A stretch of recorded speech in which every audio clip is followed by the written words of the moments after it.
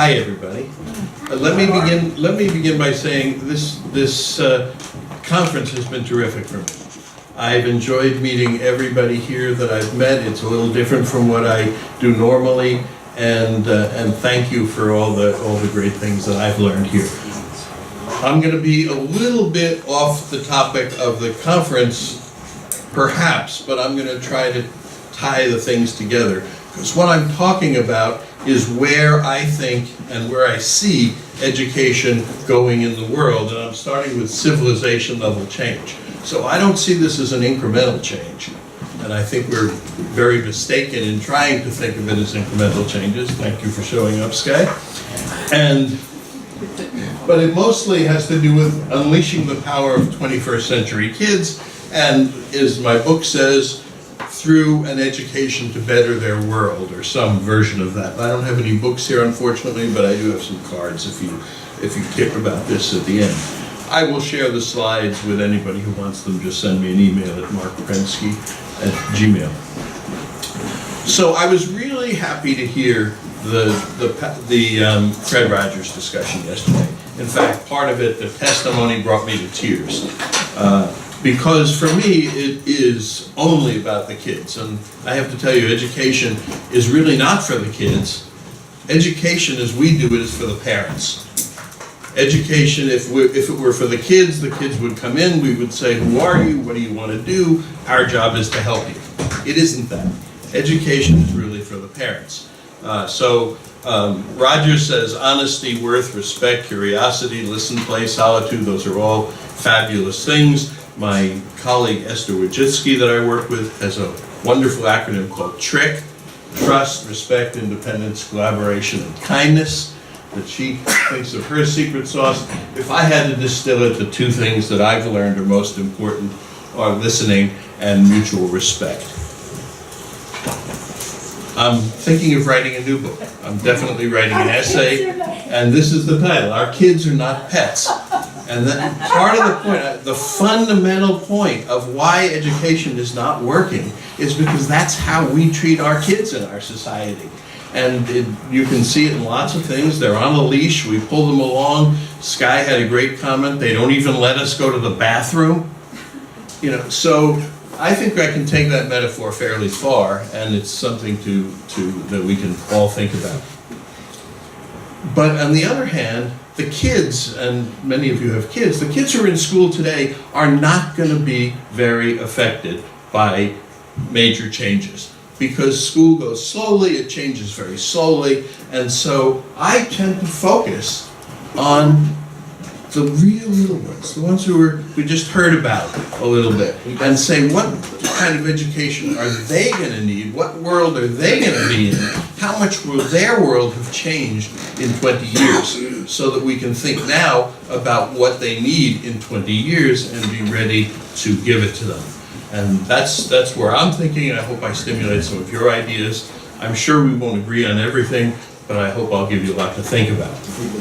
So kids need to get to the future, not just equipped for the world of yesterday where we grew up, the world of reading, et cetera, but equipped with skills and experiences that are going to empower them to function and thrive in a very, very different context, which is the third millennium.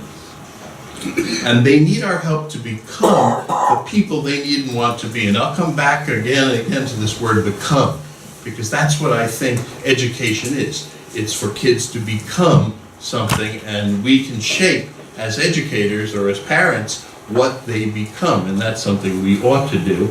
And we don't want them just to be the people we want them to be. We need to focus on them and who they want to become. So how do we do that? How do we best prepare them? How do we prepare them for this very different world they're going to live in? They're all going to experience weightlessness probably at some point in their life. How do we unleash their power, which I will explain is growing? And I think it means reimagining education.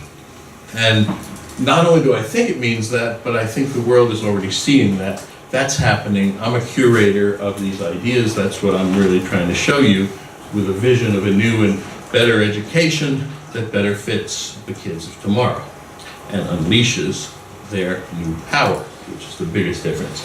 So here I'm going to give you a look at that new vision very quickly. And to see it, we're going to need new perspectives. So there are a lot of things that you probably believe, some of them deep in your heart, that I would say maybe you should rethink. First perspective on the world, it's changing much faster than you think. And I don't care who you are, because it's changing faster than the top scientists think. For a long time, we had no change. We had a very stable population. That's a population chart over time. And all of a sudden, we're shooting up on a logarithmic scale. And that has to do with creativity. That has to do with technology. It has to do with lots and lots of things. We're on that incredible rise in the curve. We don't know if it'll ever stop, but it doesn't matter for right now, for us, because we are going to live there. And so we're evolving with all these new things, from apps where we're here, all the way through all these different technologies that are coming together and converging.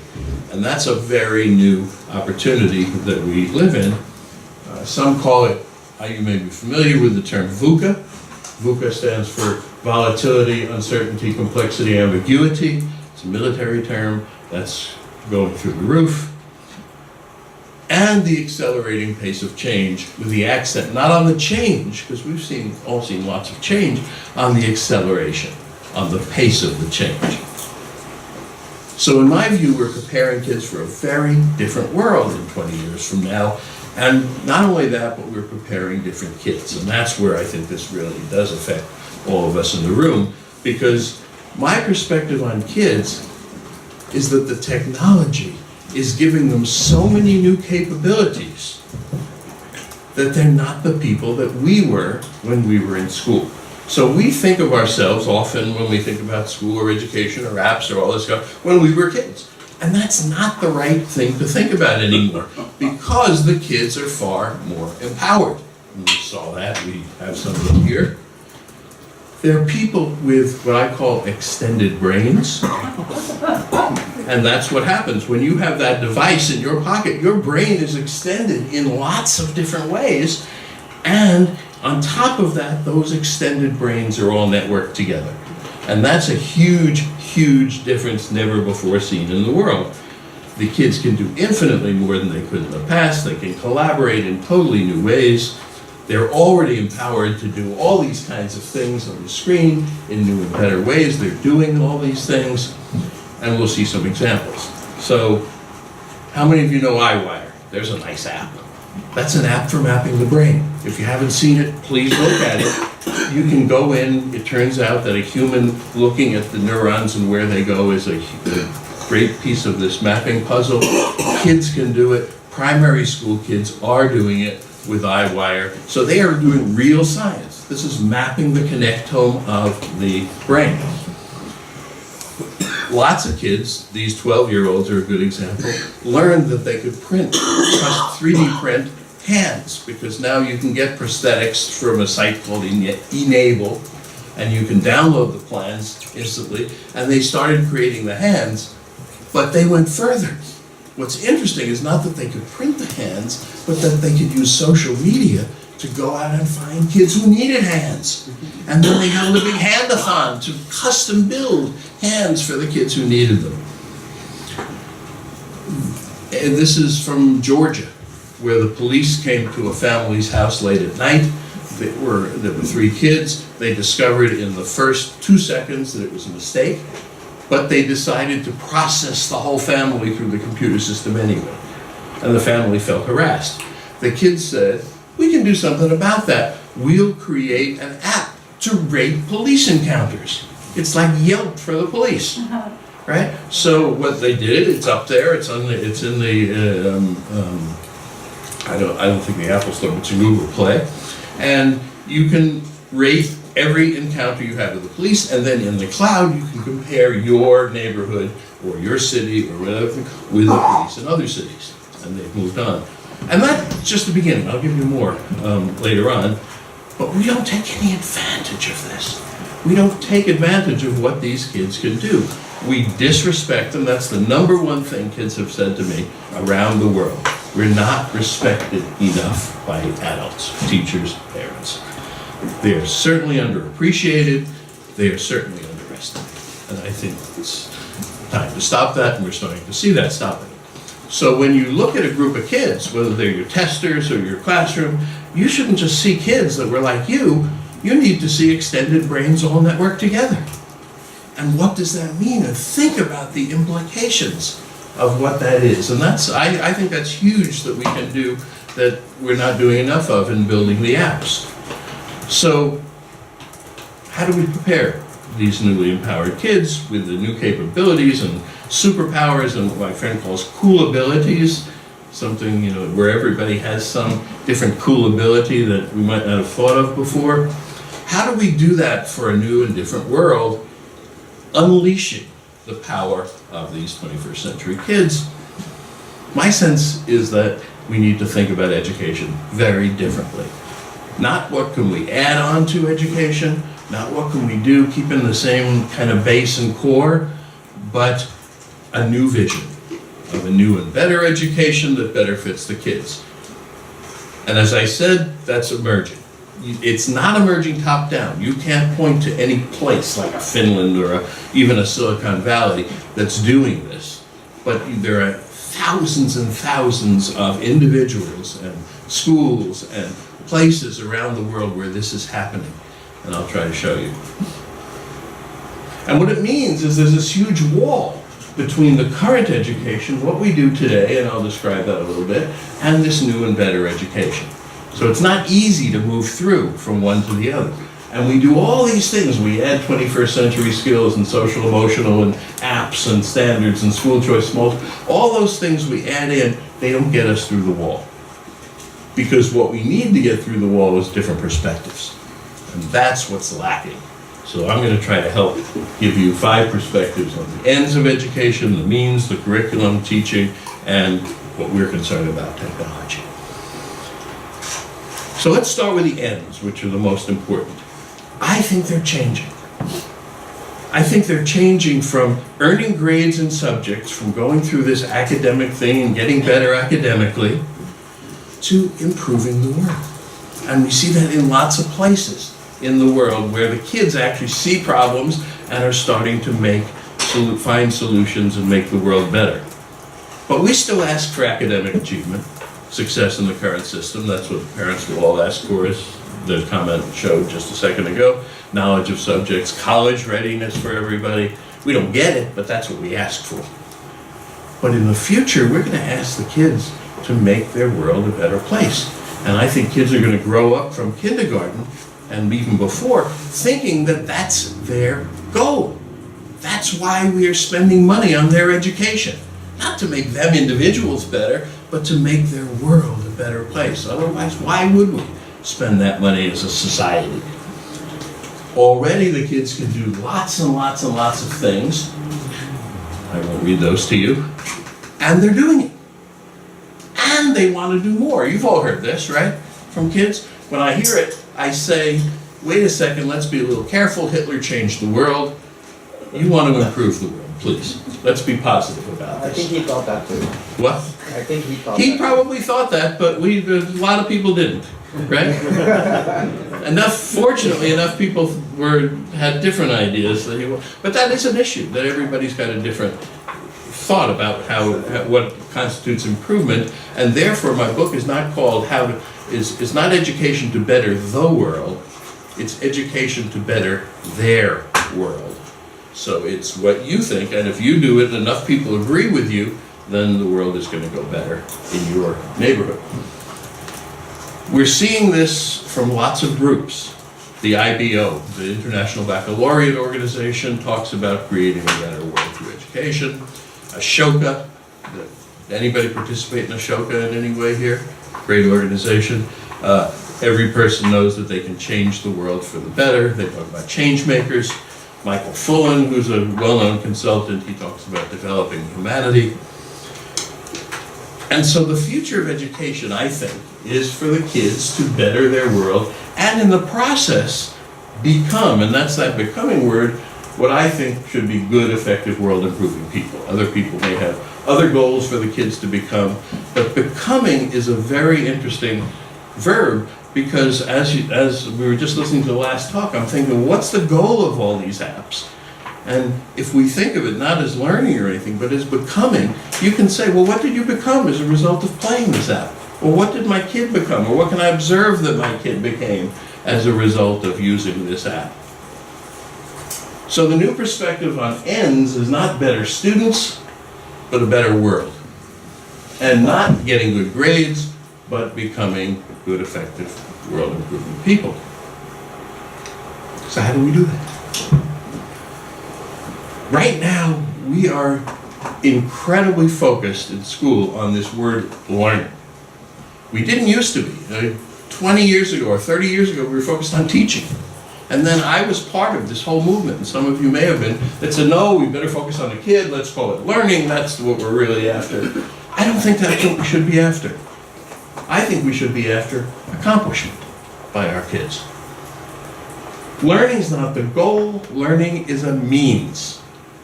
So schools should not be about learning, and that's not what, that shouldn't be the measure of success. It's a means. The measure of success is real world accomplishment. What have kids done at their particular level to make a better world? And leading to real world results, what I now call measurable positive impact on the world. The reason that's so good is it builds self-esteem and self-confidence. Accomplishment is different than achievement in getting good grades because it's for the world, it's not just for you. Can I ask a question? Sure. Because, I mean, I'm just trying to understand, because certain things you have to learn before you can understand why you're accomplishing it. So an accomplishment by itself is... Okay, I'm going to disagree with even what you just said right there. Yeah. Can I give an example? Can you go back to the last slide? Because you know, for example, if you don't learn, I don't say that for history is a very good example, right? So you don't have to learn the dates for all I care, but if you don't understand which mistakes humans have made, you might go to an accomplishment, but if you know, to reach that, if you don't have that historical knowledge, you won't be able to. Well, here's what I would say to that. I would say that yes, along the way of accomplishing, you're going to learn a lot of stuff. And we don't give a course. I don't know of anybody in the course who gives a course called The Lessons of History. We could have a wonderful course that taught the 10 most important lessons of history for all our kids starting in kindergarten. We don't do that. We teach them what you just described, the dates and the other things like that. But let me go on, because we've always thought that education was about improving the world. I mean, this is not new. The trouble is we've done it in this indirect way. This is exactly speaking to what you just said. We put kids together with content. We hoped that they got learning. The learning made improved people, mostly in an intellectual sense. And then we had this huge bet. And the bet is that the people who are now improved will someday go out and improve the world. And we all know that some do and some don't. Right? The way we can do it now is much more direct. We can say, let's put kids together with real-world problems from the beginning. They will come up with solutions to those problems, which they do. And no matter what age a kid is, if you say, what problems do you see in the world, in your community, in your home, in your this, they'll tell you. And of course learning happens. It has to happen. Learning is something that we can't prevent from happening because we're doing it every minute. But what we get is an improved world now, because the kids in school are improving the world. The kicker is that we get people who are empowered world-improving people forever, because their education has shown them that they can improve the world and essentially how to improve the world. And that's a different view of what an education is. Sure, there are lots of things that you could learn, but learning them in advance and then going out and doing is not as effective, especially with empowered kids, as the other way. So that's what we're really, the goal we're really after is empowered people, world improving forever. To change from personal achievement, am I out of time or did we not sit? No. Oh, Set the timer for how much we're Personal achievement to real world accomplishment, which happens mostly in teams and through projects and real world results. And so the new perspective on the means is not learning things in advance. It's not taking courses and discussions and tests and going through the whole academic system, getting a grade, getting a degree, and then starting to accomplish. That's like a waste. We all start over when we go into business at the very bottom. It's real world accomplishment the whole way through. Not made up problems, not PBL. Real world projects that solve real world problems, so kids become what my good friend Zoe Weil, and if you've never read any of her stuff, you should look up Zoe Weil on the internet, look at her YouTubes.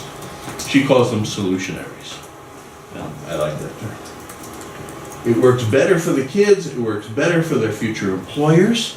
If you look at what Google says they want from people who can get things done. They don't care what you know, they don't care, can you get stuff done? And so I'll give you a couple more examples. 6-year-old in Canada, Canada's big here, right? So the 6-year-old Ryan heard that the water was not so great in Africa. He said, can't we make it better? They formed this not-for-profit to dig wells, to get volunteers to dig wells in Africa. They've dug thousands, maybe hundreds of thousands of wells. He was 6, first grade. 9-year-olds heard about an RFP for a water park in their community. They said, we should design that because we're going to be the users. They did the designs, they submitted their designs, they lobbied the city council with those designs, and they got the city council to approve the designs and make the architects use those designs when they built the park.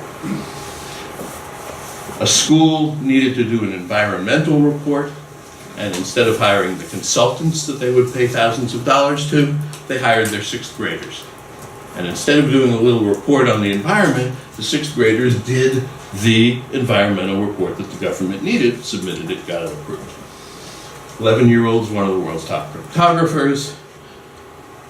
Color My World. How many of you have gone to a restaurant where they give out crayons to the little kids, right? We all know about that. Outback for this kid. And he said, what do you do with the crayons when you're done? Oh, we throw them away. Well, that's a big waste. So he literally created a company to put bins in restaurants, collect the crayons, sanitize the crayons, ship the crayons around the world. They've done almost 1 million crayons to places that need them. Teens can restore historic artifacts. In a community, they're restoring wooden ships. It's a big old wooden ship building community. Before the old people die, the kids learn how to do this stuff. They can build supercomputers. Instructions are on the internet. It would be a great app to say, let's build a supercomputer. They can do government water testing. San Diego, this is a great story. In San Diego, they had to do water testing because after it rains in San Diego, all the bodies of water are a little different. They bought a very expensive equipment. The state of California hired lots of people.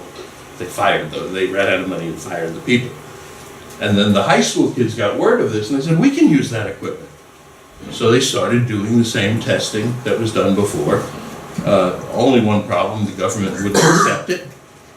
So what they did, they just published their data on the internet. And that was fine, and everybody who needed it had it. So all these things are happening, and thousands of these. So I am now making a database. So it's going to be the Better the World database. We'll list all the projects here. There'll be thousands of projects. Right now there are only a few, but there'll be hundreds and then thousands of projects. You can filter them by grade level, standards, category, who it impacts, whether you can do it in school or not. And then you can pick a project and learn about it. And that's all it's going to be. But there's no database. That doesn't exist in the world of all these projects kids have done. And I am now connecting with people around the world. Okay. Do you know Nudge in Holland? What? Do you know the organization called Nudge in Holland? They're doing a bit the same. No, I don't. And the point is that every country has something like this. I know Ashoka, I know India, I know this, I know that, but I know this is happening. And that's why we're curating this stuff. So thank you. Good, that's good. Then we get to curriculum. We've heard a little about this. And my perspective is we're really stuck in these subjects. Math, language, science, social studies. If the language is English, it's the mess. And what we really need are these lifelong skills. And I think people are starting to realize this, but they're not looking broadly enough. So it's not just thinking that kids need, not just even critical thinking, not just even problem solving, but action, relationships, and accomplishment as well. We all come from this academic tradition because we all went to academic schools. In the world, that's the only school there is, more or less, in the world, with a few exceptions. That's only one tradition of education, thinking tradition. The older tradition is accomplishment. It's father to son, it's king to prince, it's parents to kids. it's master to apprentice. That tradition has gone, the two traditions have gone in different places. And the issue is that thinking, even critical thinking and problem solving, are not enough if you don't have action and relationships and accomplishment. So the goal is not to invent a new tradition of education, it's to put the two traditions back together into a big curriculum that does everything. We just do very few skills. We do reading and math thinking and written communication, writing, research, maybe critical thinking, if we're lucky, maybe scientific thinking, if we're lucky, maybe citizenship. Here's the range. This is what people need. And in that, there are things like patience and resilience and stuff we've talked about, and critical thinking is in there, and improvisation, and all of these things. And you can't read that list, I hope. If you can, you're in good shape.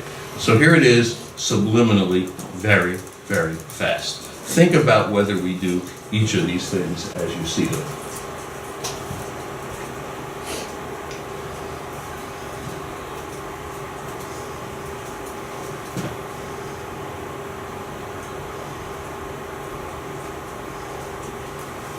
The things that we think about are parts of a very big picture that we're not looking at.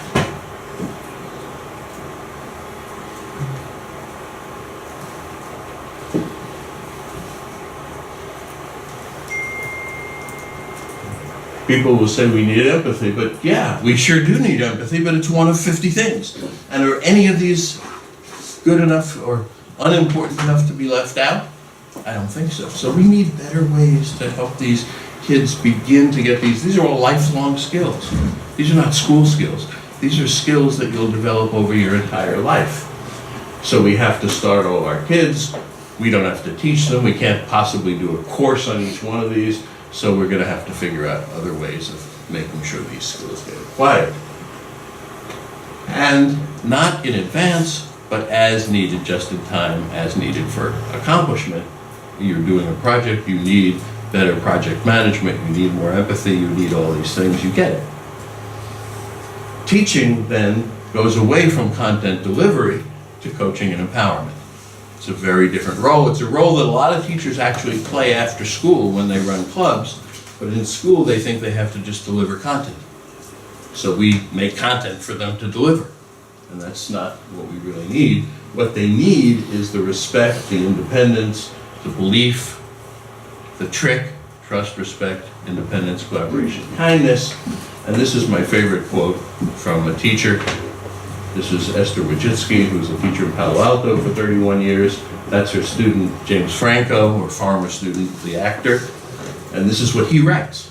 She showed me I could take my dreams as seriously as I wanted.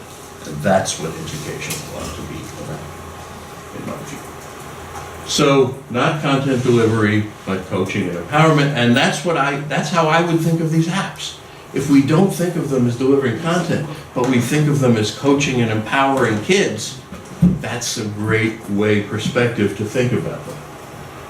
So from technology, most of what we do with technology in education, and I would say this is true of a lot of the apps that I've seen here and seen in the past, is doing stuff we used to do in new ways.